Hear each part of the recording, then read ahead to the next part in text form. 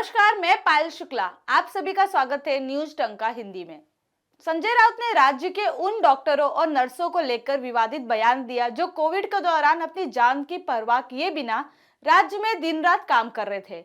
वहीं अब इसकी आलोचना हो रही है। राउत के बयान पर मेडिकल एसोसिएशन ने भी रोष जताया है।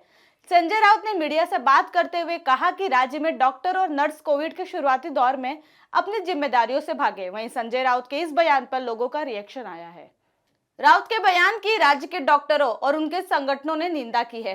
कोरोना के दौरान देवदूत बने डॉक्टर और नर्स, उन्होंने अपने परिवार की परवाह किए बिना कई लोगों को बचाया।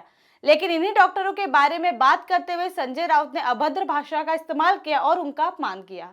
हालांकि स्वयं का बचाव करते हुए आज उन्होंने कहा कि उनके बयान को गलत लिया गया है। कोरोना काल के दौरान कई डॉक्टर और नर्स उपस्थित नहीं थे। डॉक्टरों की संख्या काफी कम थी और डॉक्टर मिल नहीं रहे थे। हालांकि इस तरह की सफाई का कोई फायदा नहीं है, क्योंकि आपने कोरोना काल के योद्धाओं को लेकर जो बयान दिया वो बेहद ही शर्मनाक है। कोरोना के दौरान डॉक्टरों ने अपनी जान की परवाह किए बिना दिन रात मरीजों का इलाज किया, 24 घंटे काम किया। कई डॉक्टर मरीजों का इलाज करते करते मर भी गए। हालांकि संजय राउत ने उनकी सेवा को सलाम करने के बजाय उन्हें बदनाम करने का काम किया है। संजय राउत बयान देते हैं कि डॉक्टर और नर्स जिम्मेदारी से भाग गए तो मरीजों का इलाज किसने किया।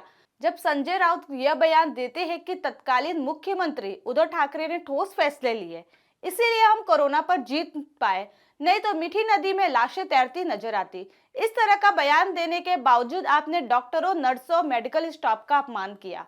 इस कोरोना काल में जहां ये सभी फरिश्ते दिन रात मेहनत कर रहे थे, तो वहीं मुख्यमंत्री के तौर पर उद्धव ठाकरे अपने घर से भी नहीं निकले।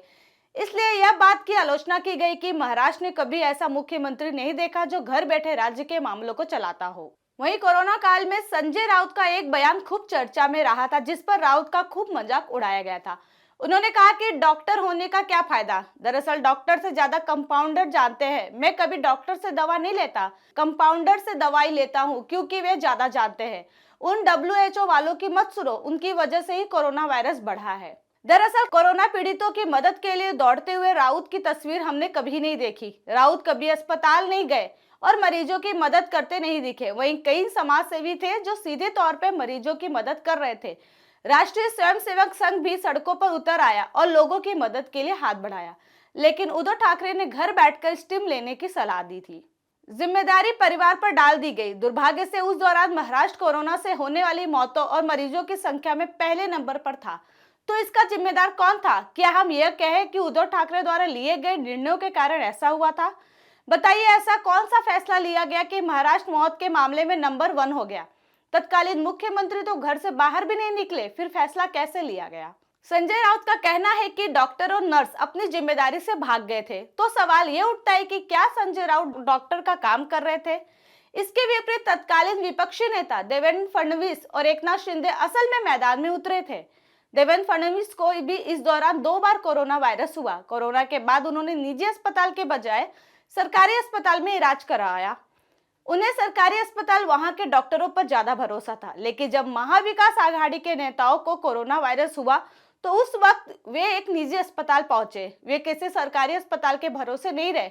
उनके इलाज के भारी भरकम बिल सरकारी खजाने पर लादे गए। इसका मतलब यह है कि आपके नेताओं को आपके तत्कालीन मुख्यमंत्री के फैसले पर भी भरोसा नहीं था। प्रधानमंत्री नरेंद्र मोदी ने सार्वजनिक रूप से नागरिकों से डॉक्टरों को प्रोत्साहित करने और उनका मनोबल बढ़ाने के लिए थाली बजाने और मोमबत्ती जलाने की अपील की थी। उसके बाद भी महाविकास आघाड़ी के नेता आलोचना करते नजर आए। उस आह्वान का मजाक उड़ाया गया था, लेकिन जनता ने पीएम मोदी की अपील पर जबरदस्त प्रतिक्रिया दी थी। डॉक्टर, नर्स, पुलिस का हौसला बढ़ाने के लिए जनता ने ताली बजाकर दिखाया कि हम भी आपके साथ खड़े हैं। लेकिन महाविकास आघाड़ी ऐसा नहीं कर सका। कोरोना की विभीषिका यानी डर को दूर करने और नागरिकों को सुरक्षित रखने के लिए 24 घंटे संघर्ष कर रहे कोरोना योद्धाओं के सम्मान में पुष्प वर्षा की गई। हालांकि इसकी भी आलोचना हुई थी।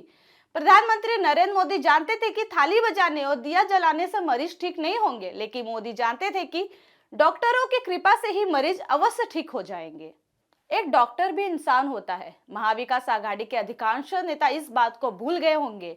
महाविकास आघाड़ी के नेताओं ने उनकी अपील का इस भावना के साथ विरोध किया कि मोदी ने अपील की है, इसलिए हमें उनका विरोध करना चाहिए। लेकिन वह कार्रवाई लोगों के खिलाफ, कोरोना योद्धाओं के खिलाफ किया जा रहा था। संजय राउत ने कहा, उस समय कोरोना महामारी की भविष्यवाणी नहीं की गई थी, इसलिए मैं अस्पताल नहीं जा सका, लेकिन इंसानियत के नाते उन्हें हिम्मत देना जरूरी था। यह जानकर मोदी ने थाली बजाकर उनके काम की सराहना की थी और उनके काम को सलाम किया था। पूरा देश उनके पीछे खड़ा था, लेकिन यह बात महाविकास आघाड़ी के नेताओं के आंखों में चुभ रहा था। संजय राउत का ये ताजा बयान उसी गैर जिम्मेदार को प्रदर्शित करता है। संजय राउत ने आगे कहा कि अगर कोरोना काल में उद्धव ठाकरे मुख्यमंत्री नहीं होते तो उत्तर प्रदेश में भी गंगा में लाशों की तरह ही मीठी नदी में तैरती लाशें दिखती थी। यह एक उदाहरण है कि हम किसी स्तर की राजनीति में जा रहे हैं। शव को गंगा नदी में छोड़ना या उनके किनारे दफनाना सदियों पुरानी परंपरा है, लेकिन वह भी महाविकास आघाड़ी ने गंदी राजनीति के लिए इस्तेमाल कर ली। राउत के सिर में राजनीति की वह लकीर अब भी छपी हुई है। उन्होंने अपने नेता के मार्गदर्शन के लिए डॉक्टर, नर्स जैसे योद्धाओं के काम को गौड़ मानने का पाप किया है। कोरोना योद्धाओं को लेकर संजय राउत का विरोधी बयान, इस पर आपकी अपनी राय क्या है, हमें कमेंट सेक्शन में जरूर बताएं। साथ ही हमारे चैनल को लाइक, सब्सक्राइब और शेयर करना न भूलें। फिलहाल के लिए इतना ही। जल्दी एक नई जानकारी के साथ पुनः उपस्थित होंगी। तब तक के लिए मुझे दीजिए इजाजत। धन्यवाद।